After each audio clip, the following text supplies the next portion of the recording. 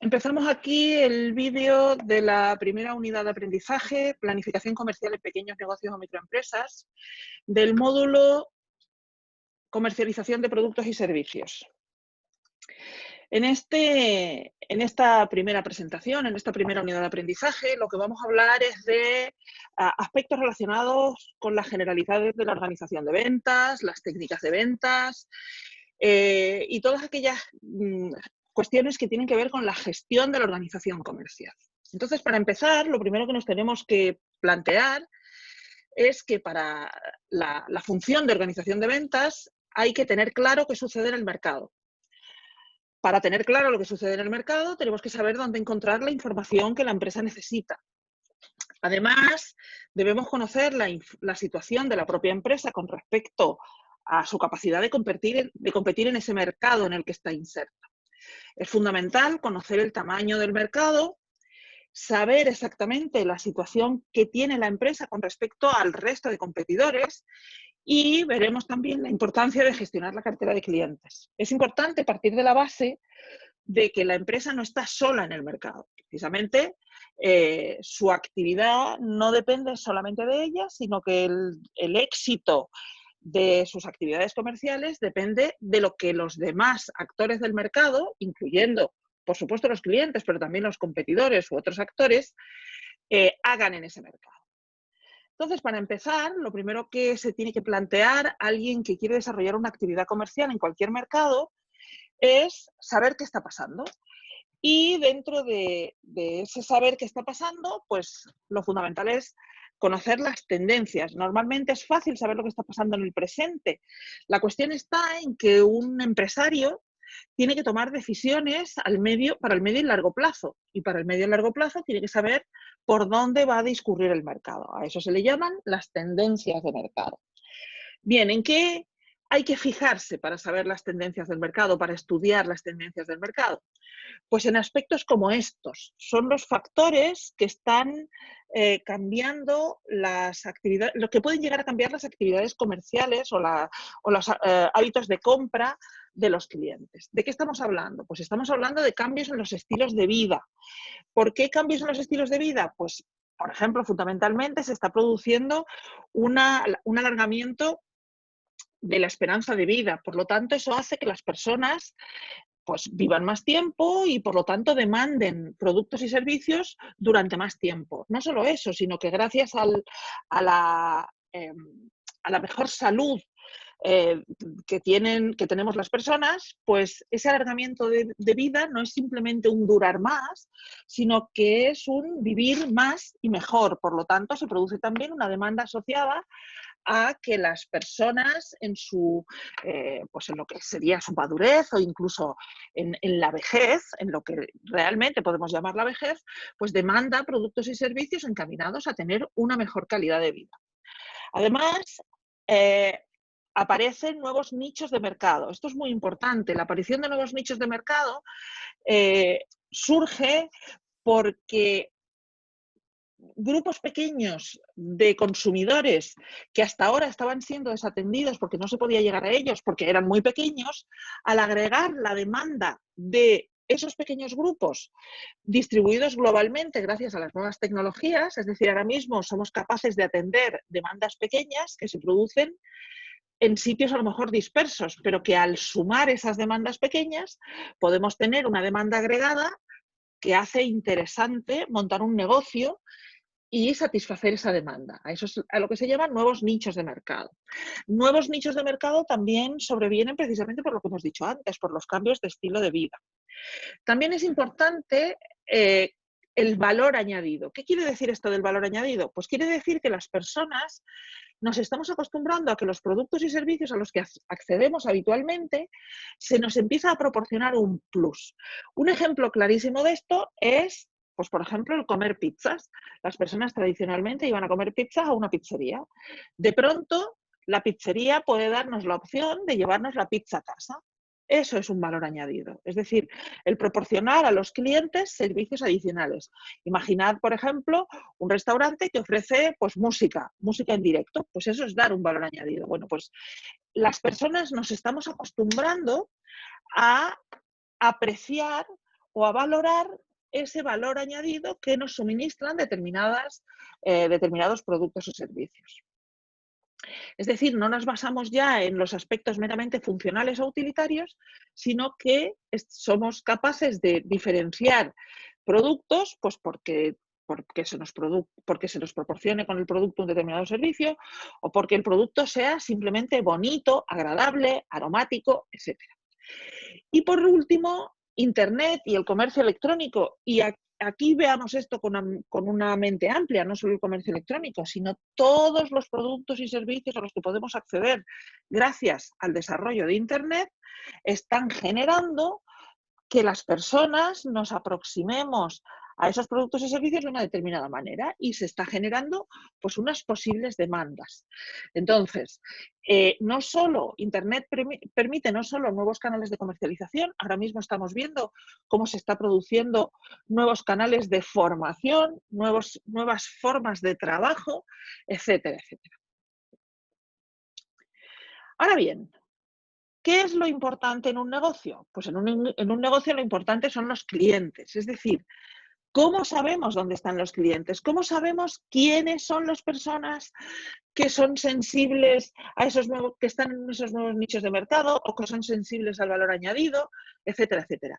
Pues para saber dónde están los clientes, es decir, para poder llegar a ellos, para poder detectar esas necesidades, para detectar esas nuevas tendencias, las empresas disponen de diferentes fuentes de información.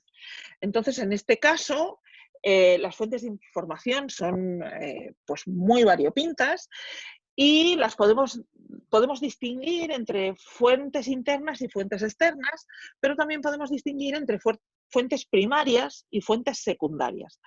¿Qué son las fuentes primarias? Llamamos fuentes primarias a aquellas fuentes ad hoc, es decir, yo necesito saber algo y encargo a alguien dentro o fuera de la empresa, es decir, una fuente primaria puede ser interna o externa, encargo a alguien que investigue sobre ese aspecto concreto que quiero detectar.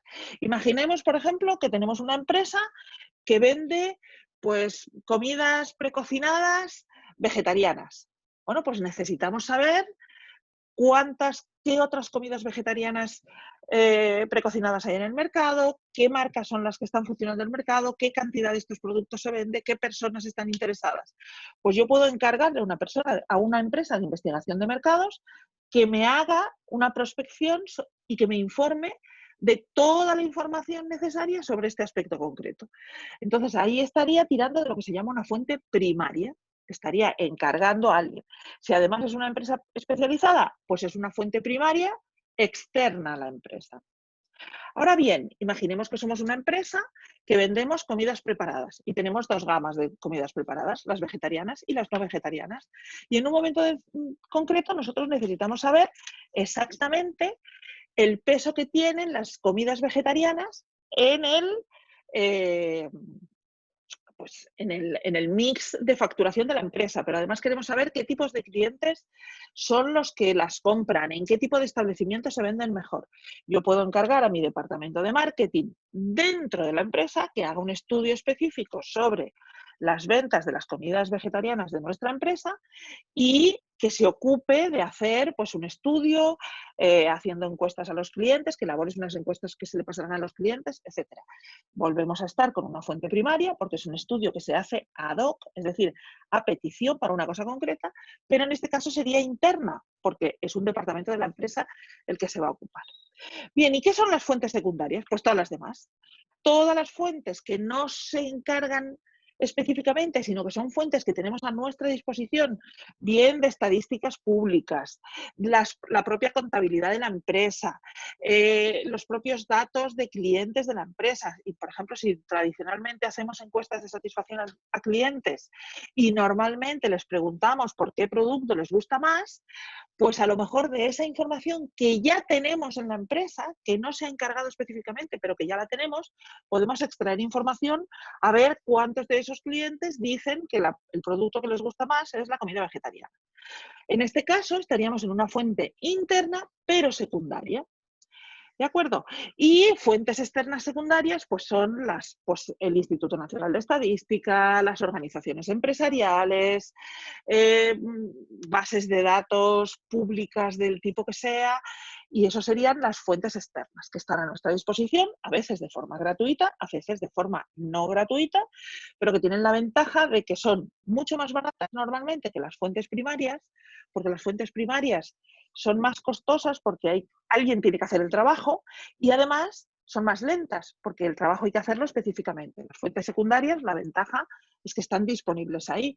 Pueden ser estudios de mercado que ya se han hecho, ya digo, por organizaciones sectoriales, empresariales, etc.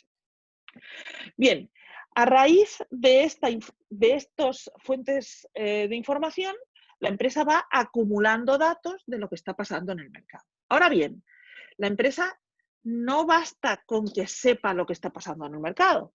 Tiene que saber también lo que está pasando en la propia empresa.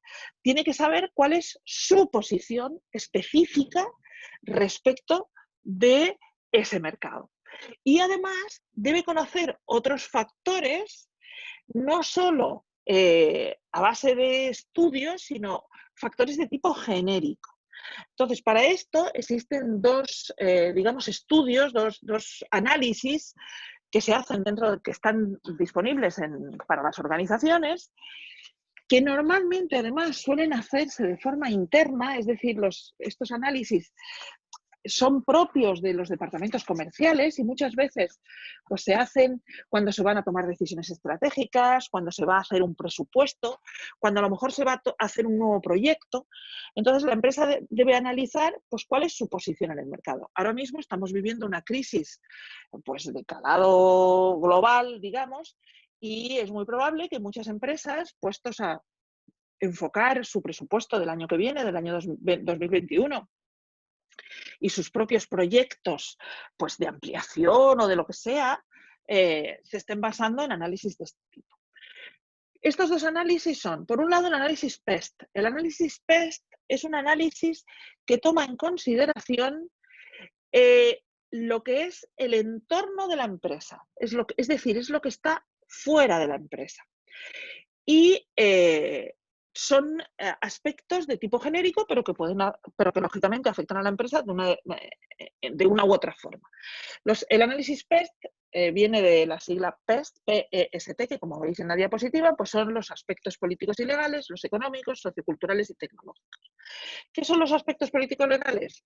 Pues lo que vemos aquí, la situación legal, la situación normativa que afecta a mi negocio.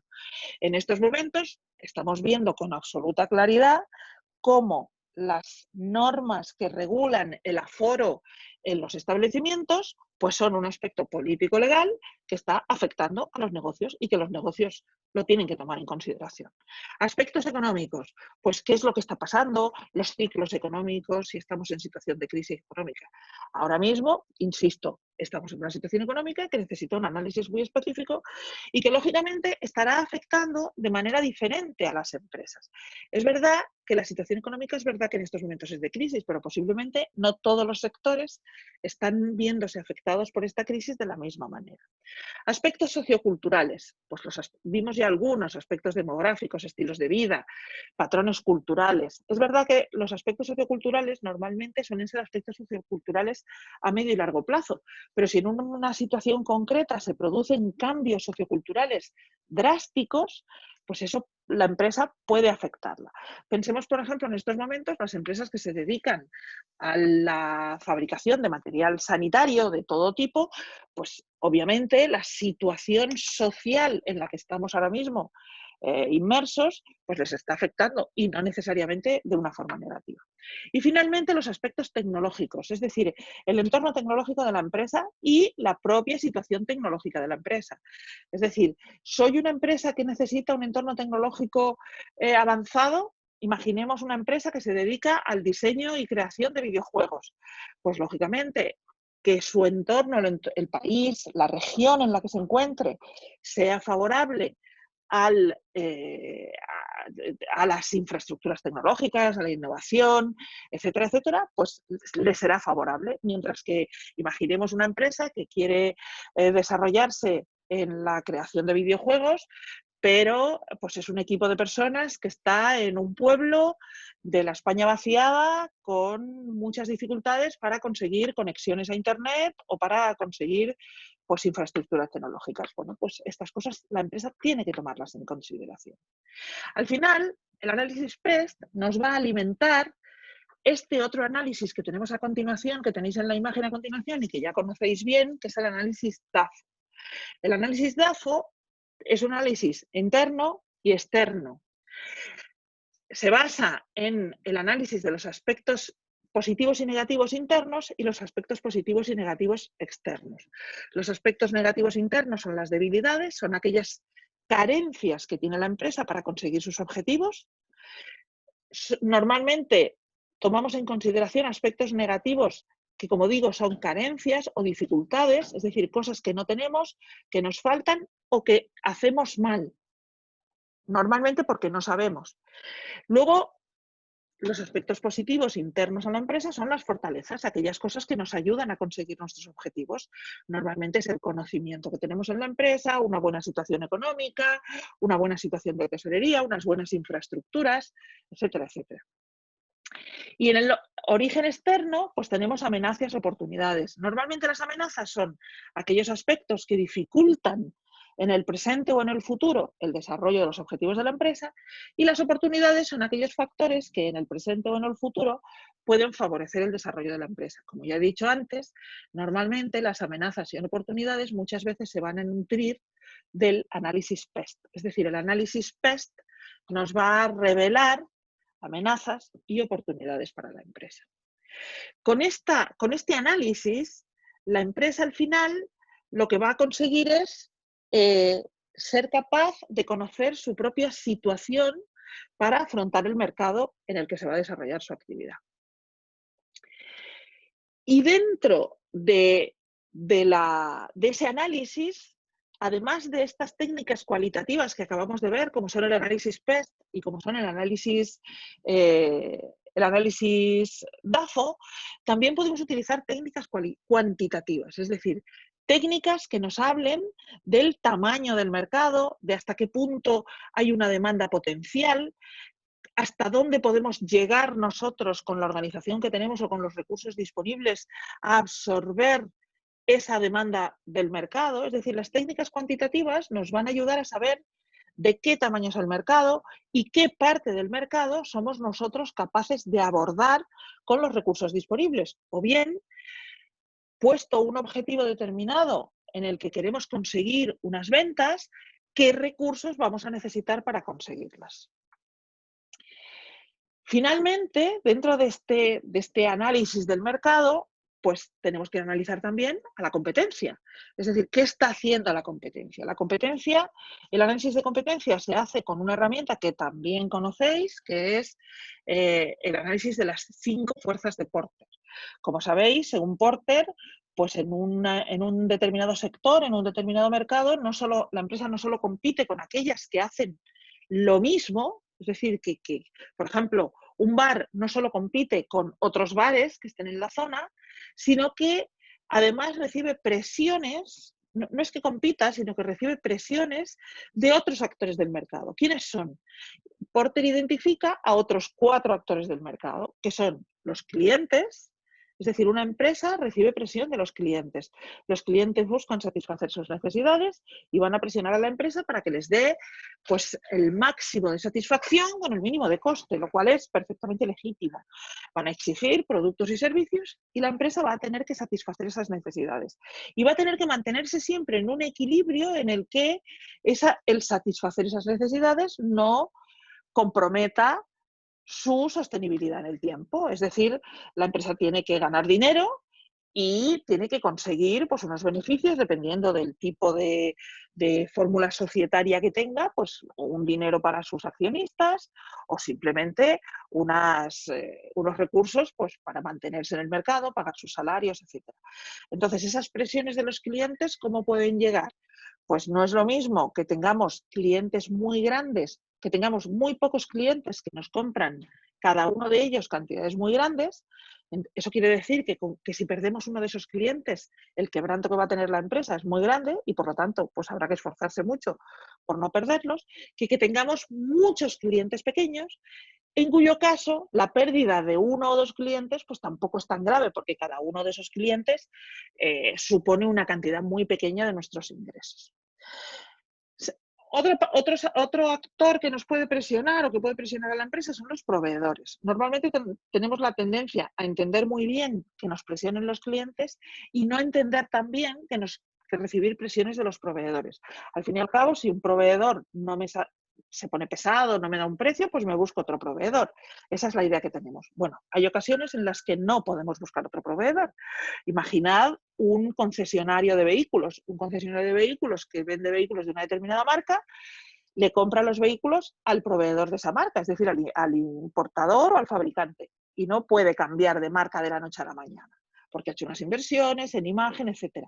Por lo tanto, recibe presiones de su proveedor. Al final, pues en el sector de la automoción sabemos que normalmente es la marca quien pone los precios, quien pone las condiciones, etc. Y el concesionario tiene poca capacidad de maniobra. Imaginad una pequeña, nosotros estamos hablando aquí de microempresas, imaginad una pequeña tienda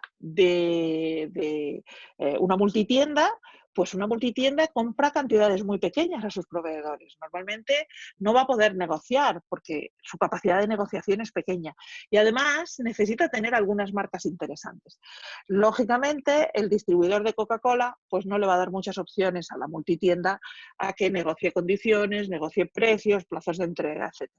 Entonces, en este sentido, es a lo que se refiere Porter en las presiones del proveedor, es decir, dependiendo de cuánto dependas de tus proveedores, pues estos se hacen fuertes y te pueden presionar y cambiar las condiciones, etc. Pero además, en el mercado pueden aparecer nuevas empresas que hacen lo mismo que yo. Siguiendo con el ejemplo de la multitienda, montar una multitienda es relativamente sencillo y Porter lo que dice es, si no hay barreras de entrada, los negocios pueden entrar con facilidad. Por lo tanto, yo tendré que estar atento a que si tengo una multitienda en una calle y se queda libre un local parecido al que yo tengo, pues corro el riesgo de que en ese local se monte otra multitienda y me haga la competencia. Es lo que llamaríamos un nuevo entrante. Y finalmente, los cambios en el mercado pueden dar lugar a que mi negocio deje de tener sentido. Y no es que aparezca un competidor que haga lo mismo que yo, o es que aparezca alguien que antes no hacía mi negocio, ahora pase a hacerlo, sino simplemente que el producto o servicio que yo vendo, que puede ser tener una tienda, deje de tener sentido porque se haga de otra manera. Por ejemplo, el caso más visible es pues la crisis que están teniendo muchos establecimientos, muchas tiendas de ropa que distribuían ropa de tipo genérico por la competencia que les están haciendo las grandes plataformas de distribución tipo pues Amazon, AliExpress. Y no solo esas, sino incluso el hecho de que estén apareciendo pues plataformas tipo de venta de productos de segunda mano como Vinted, Wallapop, etc.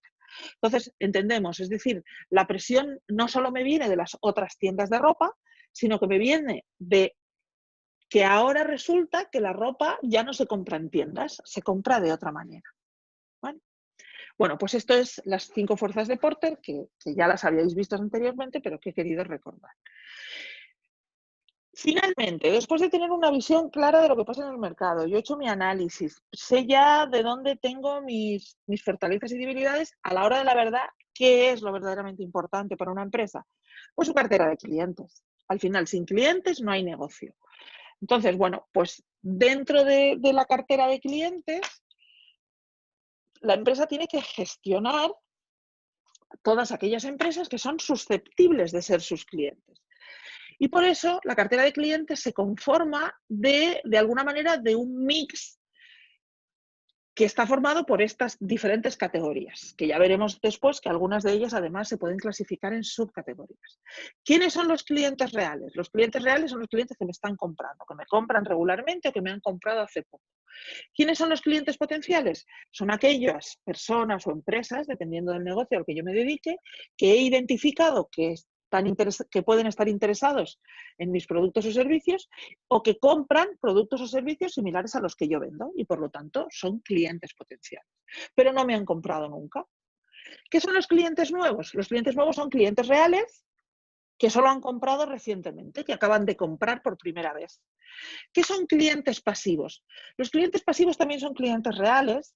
Lo que pasa es que son clientes que no, que compran un poco lo veremos un poquito, lo tenéis un poco descrito con detalle en los apuntes, pero los clientes pasivos son aquellos clientes que hacen compras, pero sin estar realmente comprometidos con su proveedor, que somos nosotros, sino pues nos compran pues porque hay alguna cosa concreta que solo vendemos nosotros, o compran en circunstancias en que no les queda más remedio porque sus proveedores habituales no les venden, o hay un producto que compran a nuestra empresa, pero no se han planteado comprar otras cosas. Los clientes, por ejemplo, clientes pasivos es aquel cliente que tradicionalmente, pues por ejemplo, pasa por la panadería de su barrio solo a comprar los croissants del domingo por la mañana. Normalmente el pan y todos los productos de panificación, los dulces y tal, los compra a lo mejor en una gran superficie, pero los domingos por la mañana baja y compra los croissants del desayuno. Eso sería, en cierto modo, un cliente pasivo, ¿vale? No se plantea comprar otras cosas, a pesar de que las tenga a la vista. ¿Qué son los clientes inactivos? Los clientes inactivos son los que alguna vez compraron, pero dejaron de hacerlo. Y hace ya tiempo que no compran nada. Y los clientes especiales son clientes a los que la empresa, por las razones que sea, les dispensa un trato especial. ¿Vale? Entonces, los clientes especiales normalmente suelen ser clientes muy grandes o, como veremos a continuación, clientes con mucha capacidad de influencia. O muchas empresas consideran clientes especiales a las administraciones públicas. No tanto porque los quieran mucho o porque les den mucho negocio, sino porque las administraciones públicas tienen una forma diferente de comprar y la empresa, pues de alguna manera, tiene que dedicarles unos recursos especiales a este tipo de clientes. Bien, veamos a continuación la cartera de clientes reales. Los clientes reales son los que más nos interesan, pero los clientes reales también se pueden subclasificar. ¿Cómo? En función de diferentes aspectos. Por ejemplo, como hemos visto ya, según su vigencia, puede haber clientes activos o inactivos. Ya hemos visto los inactivos, los clientes activos son los que están comprando regularmente. Listo. Según su frecuencia de compra, pues podemos tener clientes de compra frecuente, de compra habitual o de compra ocasional. De compra frecuente son aquellos que compran con regularidad.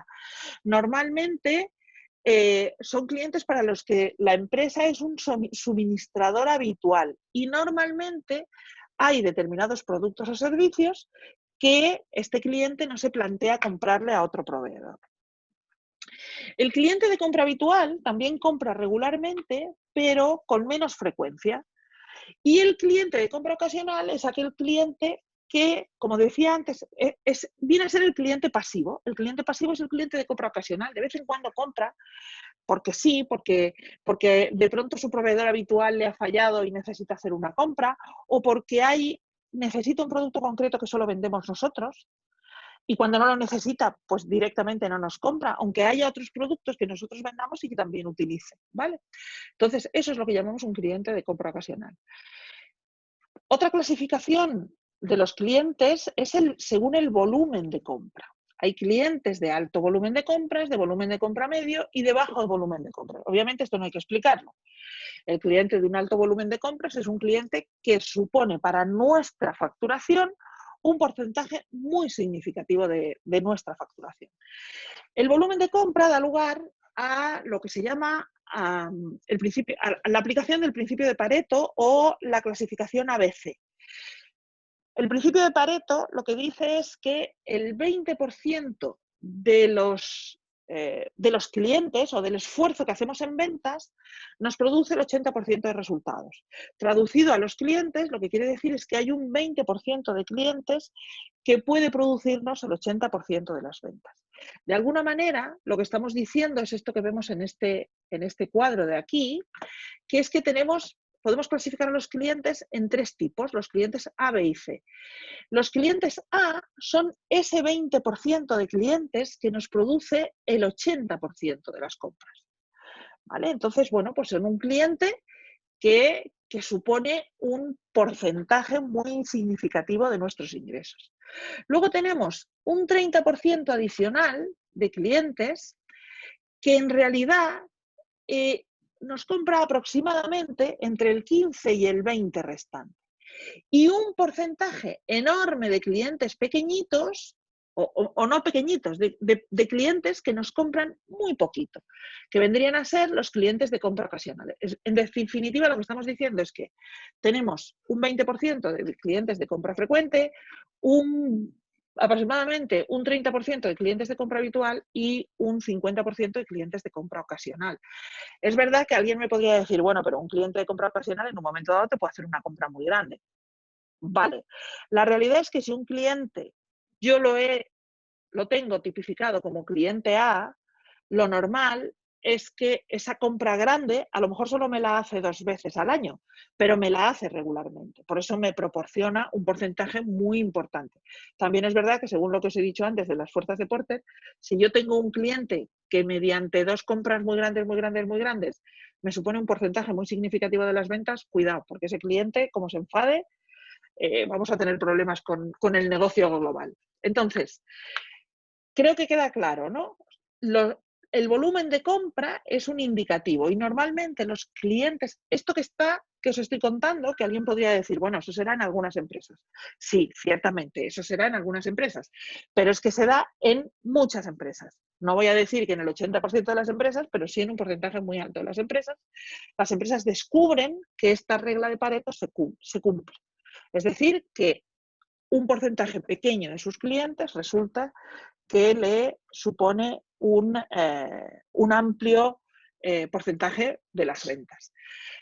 Ojo, no pensemos en la gran distribución, no pensemos en un Alcampo, no pensemos, ¿vale? No pensemos en este tipo de negocio. Es un tipo de negocio completamente diferente. Y no sé, digamos, esto que estamos viendo aquí es para negocios normalmente, pues, del entorno industrial, ¿vale? Donde estamos hablando de clientes que son otras empresas. No es normal que cuando hablamos de la gran distribución, pues eso, de la venta de alimentación, perfumería, de ropa, donde el cliente es un consumidor final, se cumpla esta regla, ¿de acuerdo?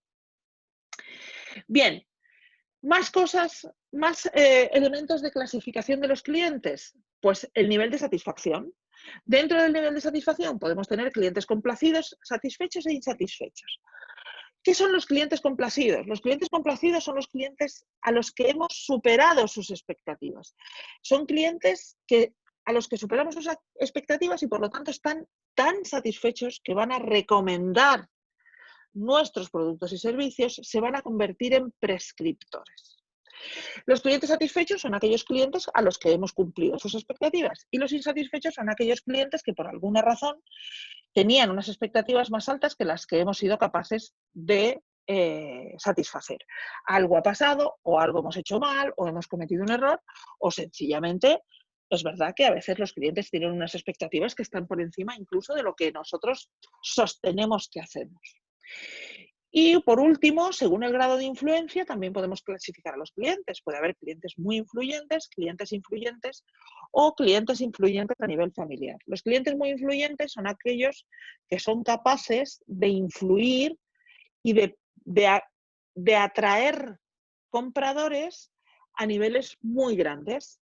Por ejemplo, ahora mismo que existe la figura del influencer, parece que solo los influencers son clientes muy influyentes. Pensad en una cosa, muchas veces los influencers no son clientes de las empresas para las que ejercen de influencer. Los clientes muy influyentes son verdaderamente clientes. Imaginad, por ejemplo, que tenemos como cliente al presidente o a la presidenta de una asociación empresarial. Pues si hemos conseguido que sea cliente nuestro, por ejemplo, imaginad una asociación empresarial de pymes y nosotros vendemos papelería, artículos de papelería y conseguimos que sea cliente nuestro el presidente de esa asociación. Bueno, pues de alguna manera esa persona, pues en las reuniones de sus asociados, eventualmente, si surge el tema de los artículos de papelería, pues tendrá una capacidad de influencia muy grande porque hay muchos socios y se reunirá con mucha gente. Y si además lo han elegido presidente, pues de alguna manera es porque su criterio, su capacidad se toma en consideración. ¿Vale? Bien, pues estas son las formas de clasificar a los clientes y, lógicamente, diferentes tipologías de clientes van a necesitar trato o tratamiento distinto. Lógicamente, a un cliente y además a los diferentes tipos de clientes estableceremos objetivos distintos de cara a ellos. Por ejemplo, si yo tengo un cliente de compra ocasional, cuando mi vendedor se reúna con este tipo de cliente, ¿qué buscará? Pues buscará posiblemente incrementar su ticket medio de compra o su pedido medio. Mientras que cuando se reúna con un cliente de compra frecuente, pues a lo mejor no necesita que compre más. A lo mejor lo que necesita es pues, que compre otros productos que no compra habitualmente. O a lo mejor a este cliente lo que hacemos es ofrecerle un servicio personalizado para darle un mayor valor añadido. ¿Qué tenemos que hacer con los clientes inactivos? Pues lógicamente activarlos. ¿Qué tenemos que hacer con los clientes insatisfechos? Pues indagar en la naturaleza de las razones de su insatisfacción y tratar de satisfacer sus expectativas y sus necesidades. Otra familia de clientes que tenemos que tener en nuestra cartera y que tenemos que gestionar son los clientes potenciales. Alguien me puede decir, oye, estos no son clientes. Los clientes potenciales no son clientes en puridad, porque no nos han comprado nunca. Pues a estos, ¿para qué les vamos a hacer caso? Bueno, pues que hay que convertirlos en clientes reales. Y fijaros, para los clientes potenciales también existe una clasificación que nos va a ayudar a gestionarlos. ¿Cómo puedo saber yo si un cliente es potencial de compra frecuente? Pues imaginad, por ejemplo, yo soy una empresa que vende productos para cafeterías, productos de alimentación para el canal de cafeterías, leche, azúcar, yo qué sé, café, bollería, etcétera. Bueno, pues las cafeterías son clientes potenciales de compra frecuente, porque como la gente tiene la mala costumbre de tomarse los cafés y ponerles azúcar y esas cosas en las cafeterías, pues a las cafeterías se les acaba con frecuencia, posiblemente ahora con menos frecuencia de la que a todos nos gustaría, pero con frecuencia, este tipo de productos. Por lo tanto, una cafetería es un cliente de compra frecuente. Sin embargo, si yo vendo ese tipo de productos y se los vendo, por ejemplo, también a pequeñas oficinas que tienen un pequeño office, una cafetera, donde desayuna su personal, pues lógicamente esos clientes serán de compra ocasional, porque no me van a comprar. Digamos que ahí se gasta con menos frecuencia el producto, por lo tanto podrán ser de compra habitual, es decir, habitualmente me comprarán a mí, pero la cantidad que me van a comprar va a ser mucho más pequeña, ¿vale? Entonces, bueno, por lo tanto, según el volumen de compra, pues también tengo diferentes clientes potenciales. No es lo mismo, y siguiendo con el ejemplo de la venta de productos para cafeterías, no es lo mismo un pequeño bar en una calle de un pueblo que es pequeñito y que tiene 3 mesas, que una cafetería que está, pues por ejemplo, en una plaza de una ciudad grande o de una ciudad mediana y que tiene 200 metros cuadrados, restaurante con 15 mesas y una cafetería con otras 15 mesas. Obviamente, el volumen potencial de compras es mucho más alto en el segundo caso. Eso no quiere decir que luego al final yo consiga convertirle en un cliente de alto volumen de compras, pero el volumen potencial es mayor. Y con el grado de influencia pasa exactamente lo mismo. Yo puedo clasificar a mis clientes potenciales dependiendo del grado potencial de influencia. Esto es fundamental a la hora de organizar nuestra actividad comercial, lo veremos más adelante, a la hora de distribuir recursos, de asignar recursos y de organizar la planificación del equipo comercial, del equipo de ventas, si tenemos un equipo de ventas, pues no es lo mismo gastar el tiempo en visitar clientes con un bajo potencial volumen de compras que con un alto potencial volumen de compras. ¿Vale? Entonces, teniendo claro que estamos hablando de potencial, es decir, la realidad será la que sea, pero incluso lo potencial, es decir, lo que puede ser, lo tenemos que tomar en consideración. Decíamos, ¿qué son los clientes nuevos? Los clientes nuevos son los que nos acaban de comprar. Entonces, los clientes nuevos necesitan un análisis particular porque, decimos aquí, cuesta 6 veces más conseguir un nuevo cliente que mantener a uno satisfecho. Hay quien dice que son 6 veces, veréis en la literatura, 7 veces, 10 veces, me da igual. Cuesta varias veces más conseguir un cliente nuevo que mantener uno satisfecho. Por lo tanto, el esfuerzo que hagamos en conseguir los clientes nuevos lo tenemos que hacer con raciocinio, con lógica. Y por eso es importante tener bien clasificados, identificados a los clientes potenciales. Es decir, ¿cómo conseguimos clientes nuevos? ¿O cómo tratamos, cuando por fin hemos conseguido ese cliente nuevo, cómo lo tenemos que tratar? Pues tenemos que hacer esfuerzo en conservarlo. ¿Cómo se consigue un cliente nuevo? Pues hay que detectar la necesidad. Normalmente el cliente tiene una necesidad, busca a quien se la puede satisfacer, evalúa a los diferentes proveedores que pueden satisfacer esa necesidad y toma su decisión. Por esto es importantísimo no descuidar a los clientes potenciales. ¿Por qué? Para que cuando un cliente que no me ha comprado nunca empiece a desarrollar este ciclo, a la hora de esa búsqueda me encuentre. Es decir, en el mundo de las ventas lo que solemos decir es, el cliente potencial tiene que encontrar mi tarjeta cuando necesite mi producto, aunque no me haya comprado nunca. Cuando le falle su proveedor habitual, cuando su proveedor habitual no pueda darle el pedido en el plazo que necesita, o cuando necesite una cosa nueva que hasta ahora no ha comprado nunca. Imaginad, por ejemplo, una empresa que va a montar un sistema de, habitualmente no ha tenido problemas de seguridad y de pronto pues empieza a almacenar en su nave productos pues más valiosos, más caros o de mayor, sí, de mayor valor que los que tenía habitualmente y se plantea la posibilidad de instalar un dispositivo de seguridad, unas cámaras, etcétera. Hasta ahora no lo ha utilizado nunca. Yo he estado allí, lo tenía identificado como un cliente potencial y mi tarjeta está en su mesa. Bueno, pues cuando se plantee instalar esas cámaras de seguridad, posiblemente yo entraré en ese proceso de evaluación de proveedores. Y si he hecho bien mi trabajo y he ido recientemente y he mantenido una relación pues, de respeto y lo he tratado como el cliente potencial importante que es, pues posiblemente tendré muchas más posibilidades que a lo mejor otros proveedores que han ido con menos frecuencia, etcétera, etcétera. Bien, cuando estamos hablando de gestionar clientes, cuando estamos hablando de toda esta tarea de clasificación, de tener guardados sus datos, de tener toda esta información, de manejarla, de decidir a quién visito hoy, a qué clientes tengo que visitar con determinada frecuencia, etcétera, necesitamos cierta ayuda. Es decir, estamos hablando de manejar datos. Fijaros lo que hablábamos. No solo tenemos que gestionar nuestra cartera de clientes reales, sino que tenemos que gestionar nuestra cartera de clientes potenciales.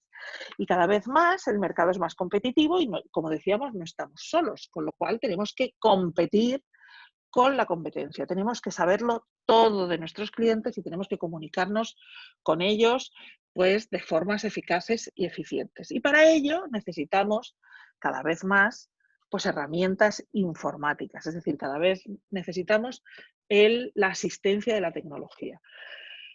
Y necesitamos la asistencia de la tecnología para esta labor que vosotros ya habéis visto, que es el CRM. CRM es Customer Relationship Management, gestión de las relaciones con los clientes. Es un elemento fundamental de la actividad de una empresa y cada vez más la gestión de las relaciones con los clientes se lleva a cabo mediante herramientas informáticas. Una solución CRM es una estrategia. Es decir, la empresa tiene que tomar la decisión de que va a utilizar una herramienta para llevar a cabo su estrategia de relación con los clientes. Pero primero tiene que decidir qué estrategia de relación con los clientes tiene. Es decir, antes debe decidir ¿Para qué va a utilizar esta herramienta? ¿Porque quiere visitar a los clientes con más frecuencia? ¿Porque no quiere visitar a los clientes, sino que lo que quiere hacer es atenderlos de forma online? ¿Quiere estar informado a través del correo electrónico, informarles a través de correo electrónico y enviarles catálogos, etcétera, etcétera? Es decir, la estrategia de gestión de clientes se toma antes de implantar la herramienta de gestión de clientes. Entonces, ¿qué nos proporciona una solución, una estrategia de CRM? Aquí voy a hablar primero de la estrategia. ¿Qué nos proporciona? Un mayor conocimiento del cliente. Nos permite que aumente la satisfacción y la lealtad de los clientes. ¿Por qué? Porque al tener un mayor conocimiento de los clientes vamos a poder personalizar mejor nuestras soluciones, darles productos y servicios más personalizados. Por supuesto, nos va a proporcionar un mayor aumento de ventas, porque estaremos allí cuando detectemos la necesidad de nuestro cliente.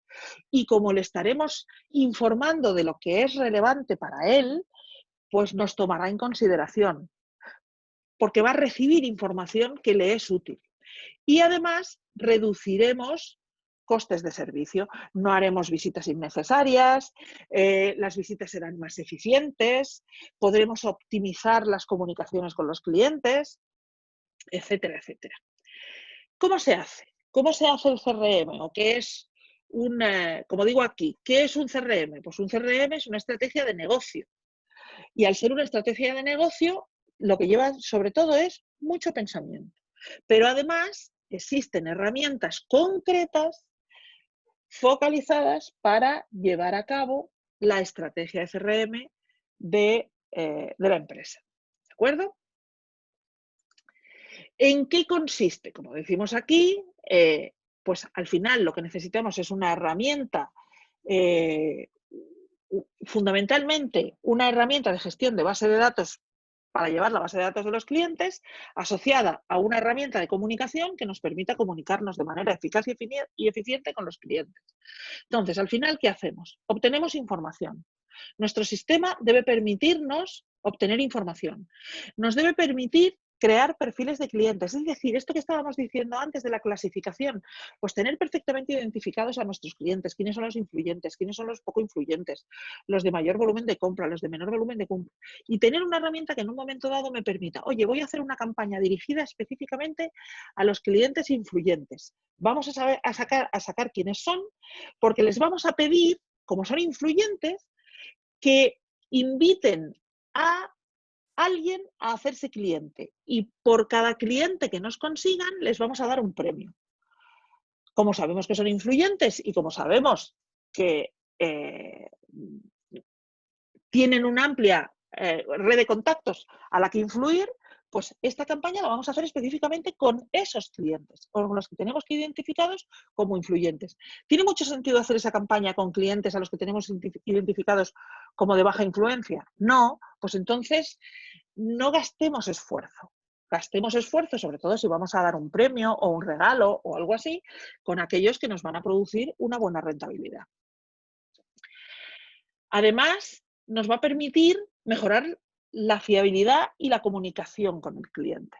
Entonces, esta herramienta de CRM tendrá que tener asociados sistemas de comunicación, es decir, conexión con correo electrónico, permitir listas de correo, permitir generar informes, permitir generar respuestas automáticas a determinadas peticiones de los correos, estar conectado con el teléfono, estar conectado con fax si se siguiera utilizando fax, etc.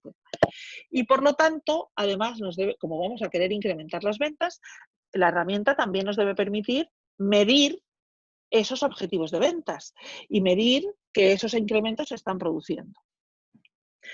En muchos casos, la herramienta de CRM está ligada, conectada con las herramientas de seguimiento, hablaremos de ello después, pero con las herramientas de control del negocio, del control de los vendedores. Por ejemplo, en una herramienta de CRM yo puedo tener identificado a cada vendedor con sus clientes y recibir un feedback del nivel de satisfacción que está obteniendo cada vendedor, las visitas que hace, el tiempo de duración de cada visita, cuántas visitas tiene que hacer o cuántos contactos tiene que hacer para conseguir una venta, etcétera, etcétera, etcétera. Eso es lo que me da una herramienta de CRM. En los apuntes tenéis varios ejemplos y la posibilidad de buscar información en Internet para verlos. Y aquí hago un inciso de algo un poco más novedoso. Esto no está tan implementado en las herramientas tradicionales de CRM, que es el llamado Social CRM. Es decir, es la gestión de las redes sociales, la utilización de las redes sociales y las herramientas sociales para mantener ese contacto con los clientes. ¿Dónde se da esto? Esto lo están explorando pues esas empresas, sobre todo donde yo decía antes, las empresas de gran consumo, las empresas de los sectores de gran consumo que no tienen contacto directo con sus consumidores. Es decir, un Nestlé, yo qué sé, un Colacao, Findus, estas marcas no tienen contacto directo con sus clientes, tienen contacto directo con los distribuidores. Ellos le venden pues, a los Alcampo, a las tiendas, etcétera, pero no tienen contacto directo con sus clientes. Bueno, pues están utilizando las herramientas de comunicación social para obtener esa información, ese feedback que necesitan de los clientes para saber qué es lo que más les gusta, lo que más les satisface y sobre todo para muchas veces tener una puerta abierta para tener ese diálogo directo a la hora de gestionar, lo veremos, pues reclamaciones, etc. Entonces, de alguna manera aquí podemos ver cómo el CRM tradicional está evolucionando hacia la gestión social, hacia el social CRM, que es, pues de alguna manera, pues una comunicación multicanal, el darle al abrir al consumidor final una puerta para que se pueda comunicar con la empresa, etcétera, etcétera. Bien, una vez que conocemos todos los elementos del mercado, incluidos los clientes, ahora tenemos que hacer cosas. Ahora la idea es poner en marcha la estrategia comercial de la empresa, la estrategia de ventas. ¿Y eso cómo lo hacemos? Pues lo primero de todo, tenemos que definir nuestros objetivos comerciales, los objetivos de la empresa. ¿Cómo se hace la definición de objetivos? Bueno, pues las fases, digamos, que serían estas, o algunas de estas serían los elementos que tendríamos que tener en consideración. Necesitamos ver cuál es nuestro mercado objetivo, es decir, de qué tamaño es el mercado. Lo hemos mencionado antes. Tenemos que elaborar una oferta. ¿Cómo elaboramos una oferta? Pues sabiendo qué producto vendemos, a quién se lo vamos a vender, etcétera. Tenemos que fijar un precio. Tenemos que definir la cuota de mercado que queremos conseguir. Muchas veces la cuota de mercado deseada no es la cuota de mercado obtenida, pero sí debemos ser capaces de decir, oye, nosotros con los recursos de que disponemos, el producto o servicio que vendemos, deberíamos tener una cuota de mercado X.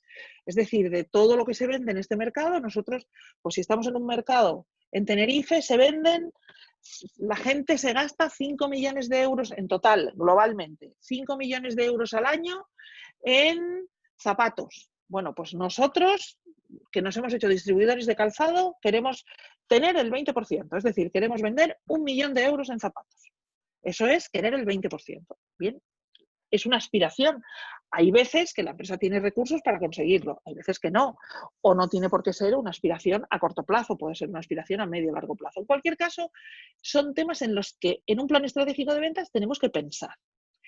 También tenemos que conocer el ciclo de venta del mercado en el que está nuestro producto. Esto lo habéis visto, el ciclo en el que se mueve. No es lo mismo que yo entre en un mercado con un producto en fase de introducción que entre en un mercado que ya está maduro y que por lo tanto la competencia lleva ya mucho tiempo. Y luego tengo que definir las actividades de venta. Tengo que vender. ¿De acuerdo? Eso lo vamos a ver en los capítulos siguientes, en las unidades de aprendizaje siguientes de este curso, de este módulo. Bien, normalmente para conseguir los objetivos, el objetivo global, yo lo que tengo que hacer es ponerme metas parciales, es decir, tengo que ponerme objetivos parciales. Y normalmente esos objetivos parciales, lo normal es que los reparta o se los asigne a mi fuerza de ventas, sea esta la fuerza de ventas que sea, o bien a los dependientes si lo que tengo es una tienda, o bien a los vendedores de calle si lo que tengo son vendedores en la calle, etcétera, etcétera. ¿Y qué tipo de objetivos son esas metas parciales? Pues cualquiera de estos o otros muchos que se os puedan ocurrir. ¿Vale? Podemos estar hablando, obtener una determinada cifra de negocios, un incremento en las ventas, incrementar el volumen de ventas por cliente, introducir nuevos productos, etcétera, etcétera, etcétera. Es decir, para conseguir el gran objetivo comercial que la empresa se pone, debe dividir ese objetivo en objetivos, aquí lo llamamos metas, aquí no se llaman objetivos, pero se pueden llamar metas parciales. Y en esas metas parciales pues va a depender del sector y de la naturaleza del negocio al que se dedique la empresa. Por ejemplo, incrementar una determinada cuota de mercado, si lo que eres es un bar, que estás en un barrio, pues quizá no es lo más adecuado. Disminuir el número de devoluciones no tiene ningún sentido. En un bar no se devuelve nada. Pero a lo mejor incrementar el volumen de ventas por cliente, sí. Es decir, los clientes vienen y yo tengo un ticket. La gente viene y se toma un café y un cortado y un donut. Bueno, pues vamos a intentar que en vez de un cortado y un donut, además del cortado y del donut, pidan un zumo de naranja. ¿Vale? Es decir, algunas de estas metas, todas ellas son utilizables por los diferentes tipos de negocios y cada negocio pues tendrá que descubrir cuál es el ISO de aplicación y estos son simplemente unos ejemplos. Puede haber otras muchas. Otros objetivos parciales o de alguna manera otras metas parciales en las que tenemos que dividir nuestra estrategia de ventas es lo que tenemos que hacer es generar actividades de venta, generar el cómo vamos a conseguir esos objetivos. Una fórmula para ello, si tenemos vendedores en la calle, pues es la gestión de rutas, por ejemplo, la gestión de visitas. Esto, lógicamente, solo sirve si yo tengo vendedores que visitan a los clientes. Si yo tengo un negocio que es una tienda de electrodomésticos y los clientes vienen a verme, pues la gestión de rutas no es aplicable a mi negocio. ¿Por qué lo pongo aquí? Bueno, pues porque si no lo pongo, muchas veces se nos olvida que las empresas que tienen vendedores en la calle tienen que tomar en consideración aspectos como estos. ¿Qué más actividades debemos tener en cuenta o debemos preparar para tener presencia en el mercado y para estar preparados para esas ventas? Pues una de ellas fundamental es el argumentario de ventas. Y el argumentario de ventas no sirve solo para el vendedor que va a la calle. El argumentario de ventas sirve para el dependiente de la tienda de electrodomésticos. Pero es que el argumentario de ventas sirve para la persona que está detrás de una barra sirviendo bocadillos. Porque si tenemos como objetivo incrementar el ticket promedio de nuestros clientes, le tendremos que convencer que es mucho más saludable desayunar un café, un zumo de naranja y un bocadillo que desayunar solamente un café solo y un donut. ¿De acuerdo? Entonces, el argumentario de ventas es eso. ¿Qué es el argumentario? ¿En qué consiste un argumentario de ventas? Pues un argumentario de ventas consiste en argumentar beneficios, en identificar aquellas características de nuestro producto o servicio que le resulta beneficioso al cliente. Y eso significa que el argumentario de ventas debe tomar en consideración los diferentes tipos de clientes. Posiblemente nuestro argumentario de ventas no será el mismo para vender un calentador a una señora de mediana edad que quiere instalar el calentador en su casa, que para venderle un calentador a un propietario de una vivienda vacacional que lo que quiere es un calentador en una vivienda vacacional que no se le estropee, que no le vayan a estar dando la lata los inquilinos porque se le ha estropeado el calentador. Entonces, los beneficios que va a obtener de un determinado calentador son distintos y los argumentos que voy a utilizar tienen que ser diferentes. Probablemente la señora de mediana edad lo que quiere es que el agua se caliente rápido y que aquello se conecte solo, y en cambio el propietario como he dicho antes, de la vivienda vacacional lo que quiere es que aquello no se estropee nunca y que los inquilinos no le estén llamando continuamente porque se le ha estropeado. Hay que argumentar beneficios, hay que prever las objeciones. Lógicamente, el argumentario tiene que ser relevante para el cliente, por eso digo, tiene que personalizarse para cada segmento de cliente. Lógicamente, tiene que resaltar aquellas virtudes que no tiene la competencia. No vayamos a resaltar aquello que la competencia tiene mejor que nosotros. Si sabemos que la competencia hay cosas que hace mejor, pues ahí no entramos. ¿De acuerdo? Resaltar las ventajas diferenciales, y Lógicamente, en algún momento tendremos que contar las características del producto. ¿De acuerdo? Digamos que aquí la lectura habría que hacerla de abajo arriba y no de arriba abajo, como yo lo acabo de hacer. Es decir, a partir de las características del producto, determino aquellas ventajas diferentes de mi producto, resalto las virtudes que no tiene la competencia, remarco aquello que es relevante para el cliente, tengo previstas las objeciones que me pueda hacer cada segmento de clientes y al final argumento lo que es beneficioso para cada tipología de cliente. Muchas veces el argumentario toma en consideración o tiene que estar preparado o está preparado. Muchas veces el argumentario lo tenemos en un documento, en un catálogo, lo mandamos por correo, lo creamos en un vídeo. Ese argumentario entonces tiene que responder al modelo, al llamado modelo AIDA, que es el modelo de las ventas. El modelo AIDA lo que pretende es captar la atención, mantener el interés, provocar el deseo y mover a la acción. ¿De acuerdo? Entonces, un argumentario bien elaborado tiene que, digamos, ajustarse a estas 4 fases. Hemos hablado en el argumentario que hay que prever las objeciones. ¿Qué son las objeciones? Las objeciones son aquellas respuestas negativas que nos da el cliente cuando le estamos hablando de nuestro producto o servicio. El tratamiento de objeciones lo veremos con más profundidad más adelante, cuando hablemos de las técnicas de ventas en otro tema, pero por dejar aquí ya una primera aproximación, pues las objeciones son de varios tipos. Existen objeciones verdaderas, que pueden ser objetivas y subjetivas, pero que muchas veces lo que evidencian es una necesidad real del cliente, es decir, una objeción puede ser, pues no estoy seguro de que esa lavadora que me estás ofreciendo me quepa en el hueco que tengo para la lavadora. Eso es una objeción real. Lo que habrá que hacer es medir la lavadora, medir el hueco y comprobar si efectivamente cabe o no cabe. Pero es una objeción real. Y sin embargo, hay veces que las objeciones son pretextos. Por ejemplo, imaginemos una persona que está tomando la decisión de comprar una lavadora, pero no está segura de si el dinero que cuesta la lavadora, a pesar de que le gusta, pues a lo mejor su pareja o su padre o su madre u otra persona que puede influir en la compra va a estar de acuerdo. Bueno, pues en un momento dado puede darse un pretexto. Bueno, es que en realidad yo no necesito una lavadora tan grande, o es que en realidad yo esto no lo necesito. Eso suena a excusa, porque la realidad es que puede estar enmascarando una inseguridad que tiene la persona porque no está convencido de que pueda tomar la decisión. La mayoría de las veces que se plantean pretextos es porque la persona no se atreve a tomar la decisión porque piensa que no es una decisión acertada. Veremos más adelante, ya digo, cuando hablemos de las técnicas de venta en el tema correspondiente, cómo tratar específicamente las objeciones y cómo vencer aquellas objeciones que en realidad son pretextos. Lógicamente, para tratar objeciones y para presentar adecuadamente un argumentario es fundamental el proceso de comunicación.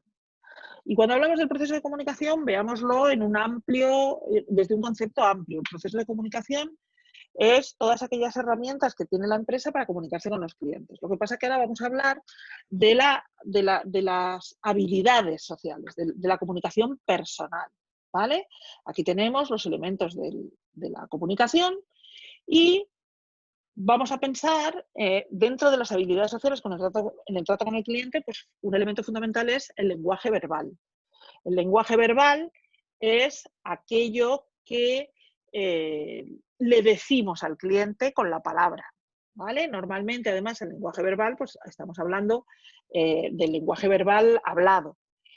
Fijaros, en esta diapositiva yo expreso las herramientas fundamentales para una comunicación verbal eficaz y eficiente.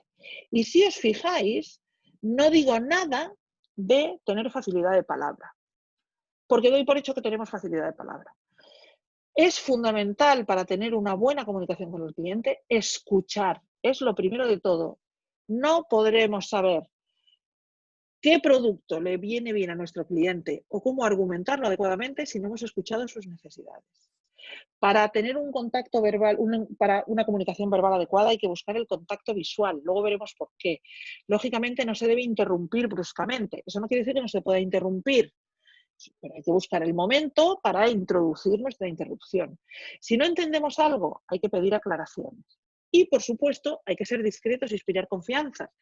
Por supuesto, ser discreto implica no contar las cosas que hablamos con los clientes en foros inadecuados. No debemos hablar de lo que hablamos con nuestros clientes fuera del contexto de la venta. Lógicamente se lo podemos contar a nuestro jefe o lo podemos contar a nuestros compañeros si entendemos que lo que le contamos es adecuado para llevar a cabo la venta. Pero no debemos chismorrear. Y, por supuesto, nunca chismorrear al cliente. No le contemos chismes al cliente de otros clientes, cosas de la empresa, cosas que no tengan que ver con la relación puramente comercial. Porque si contamos a un cliente cosas de otros clientes, al final, y cuando digo cosas de otros clientes me refiero a chismes, no digo referencias, ahora lo puntualizaré. Si contamos chismes a los clientes, ellos inmediatamente van a pensar que sus cosas también se las vamos a contar a otras personas. Y por lo tanto desconfiarán. Ojo, eso no quiere decir que yo no le pueda decir a un cliente que otro cliente utiliza nuestro producto o servicio. Muchas veces los propios clientes lo saben. ¿Vale? El lenguaje no verbal es un aspecto fundamental de la comunicación. ¿En qué se basa el lenguaje no verbal? El lenguaje no verbal se basa en aspectos que vemos aquí, en el gesto, fundamentalmente los gestos, pero también en las posturas. ¿Por qué he dejado este vacío aquí? Pues porque lo que quiero expresar con ello es que muchas veces el lenguaje no verbal nos dice mucho más que el lenguaje verbal. Es decir, entendemos más del mensaje que nos está queriendo transmitir el cliente, de sus gestos, de sus miradas, de la postura que tiene, de cómo se mueve, que de lo que nos está diciendo. Entonces, tengamos esto en cuenta. Muchas veces el lenguaje no verbal nos da más información que el lenguaje verbal.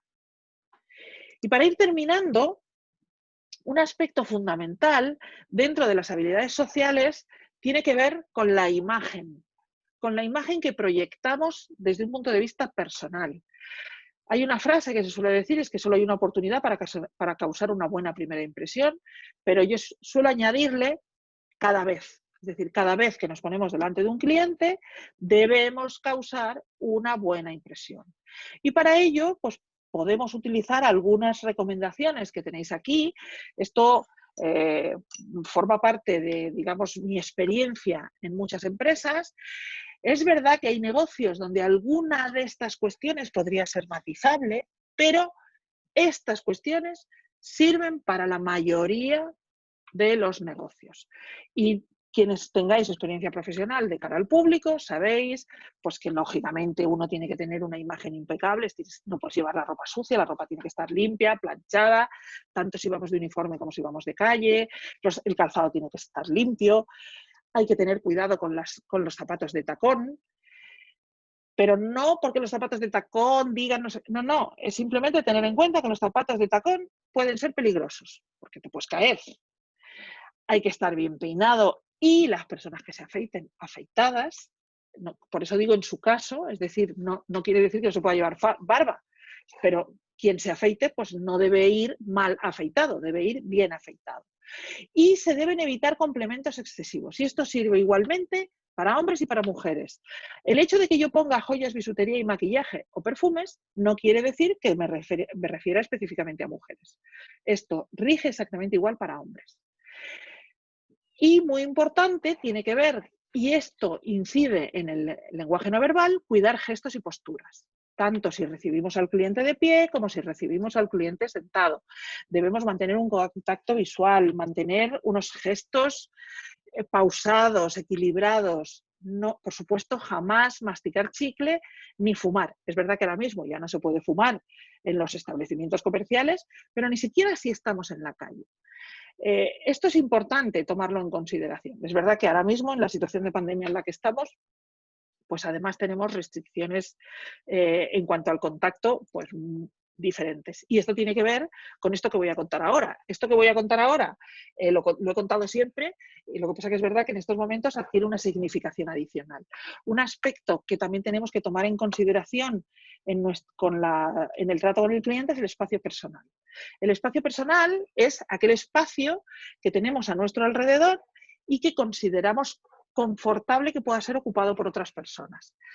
No todas las personas consideramos que ese espacio tiene las mismas dimensiones. Es decir, no todas las personas consideramos de forma igual las dimensiones que tiene el espacio en el que nos sentimos confortables. Es verdad que ahora mismo las personas no podemos estar a menos de 1,5 metros, 2 metros, pero es verdad que con la mascarilla nos podemos acercar. Y muchos de los problemas que está habiendo en las situaciones que se encuentra la gente llevando la mascarilla es porque nuestra percepción de la distancia a la que nos podemos acercar a otras personas es subjetiva. Es decir, existen, y aquí lo vemos, lo que se llama el espacio con diferentes categorías. Existe lo que llamamos el espacio íntimo. El espacio íntimo es al que dejamos entrar solo a personas que las dejamos acercarse para tener un contacto físico con nosotros. Luego existe lo que es el espacio personal. Normalmente en el espacio íntimo es un espacio reservado para los miembros muy cercanos de la familia, normalmente pues padres, hijos, la pareja. Luego tenemos lo que es el espacio personal. Aquí tenemos conocidos. El espacio personal, a veces incluso en el espacio personal, algunas personas de la familia no cercana. Quizá en el espacio íntimo pues también dejamos estar lógicamente a los hermanos, pero a lo mejor otros miembros de la familia pues los incluimos en el espacio personal, ¿no? Aquí también estarían, por así decir, los amigos, ¿vale? El espacio social pues son aquellas personas que forman parte de nuestro círculo social, pero con los que no tenemos un contacto tan personal, pues muchas veces los compañeros de trabajo, los vecinos. Puede haber personas que los compañeros de trabajo los considere dentro o les permita entrar dentro de su espacio personal. Pero normalmente los compañeros de trabajo, los clientes, estarían en los contactos sociales, en el contacto social. Y luego está el público, que es todas aquellas personas que, digamos, aquí estarían los desconocidos. Los desconocidos y aquellas personas con las que tenemos muy poco contacto. Podrían estar aquellos vecinos a los que no vemos casi nunca, etcétera, etcétera. ¿Qué ocurre? Que fijaros, en este gráfico lo vemos claramente. Aquí pone estadounidense, estaría, por ejemplo, aquí el mundo anglosajón e incluiríamos dentro del mundo anglosajón el mundo sajón, es decir, alemanes, incluso los escandinavos. Es decir, aquí pues hay un espacio íntimo que podemos estar, esto se podría medir en centímetros. Normalmente esto vienen a ser pues medio metro, ¿vale? Aproximadamente 40, 50 centímetros. Aquí ya podríamos estar en un metro y aquí, fijaros, estaríamos ya en los 2 metros. Esto es lo que se llama la distancia social de la que tanto se está hablando ahora. Y de los 2 metros para afuera estaría el público.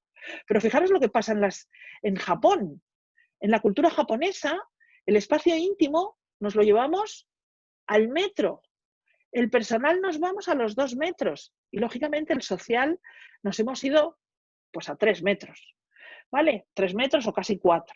Es decir, hay personas que se sienten de forma confortable, es decir, que no dejan entrar o consideran espacio íntimo hasta 1 metro de distancia. Digamos que yo puedo hacer aquí un inciso personal y es que yo me identifico casi con los japoneses. Es decir, mi espacio íntimo es muy grande, es decir, a mí no me gusta que las personas se me acerquen mucho. Y sin embargo, fijaros, en el mundo latino, en las culturas latinas e incluso algunas culturas del sur de Europa, se confunden. Es decir, las personas se tocan. Esto es muy típico. Las personas, hasta en los 2 besos en la mejilla. El dar 2 besos en la mejilla a una persona desconocida quiere decir que la hemos dejado entrar en nuestro espacio íntimo. ¿Vale? Bueno, pues esto es muy importante en las relaciones con los clientes. ¿Quién tiene que decidir la distancia personal? El cliente. Cuando estemos con un cliente, no podemos tomar la iniciativa, por ejemplo, de dar unos besos. Pero, ojo, tampoco nos tenemos por qué sentir mal por alejarnos si el cliente se acerca demasiado. Hay personas que les gusta estar cerca y que se sienten confortables acercándose mucho a otras personas. Bien, es verdad que ahora probablemente no nos va a pasar, pero tomémoslo en consideración. El espacio personal forma parte de esas habilidades sociales que tenemos que tomar en cuenta cuando tratamos con los clientes. Y dicho esto, que ha sido recordar pues las mascarillas, la distancia social y este tipo de cosas, que ya digo, esta diapositiva lleva en esta presentación muchísimos, bueno, no muchos años, pero unos cuantos años, pues con ello hemos terminado. Lo dejamos aquí y pues la próxima presentación o el próximo vídeo corresponderá a la siguiente unidad de aprendizaje.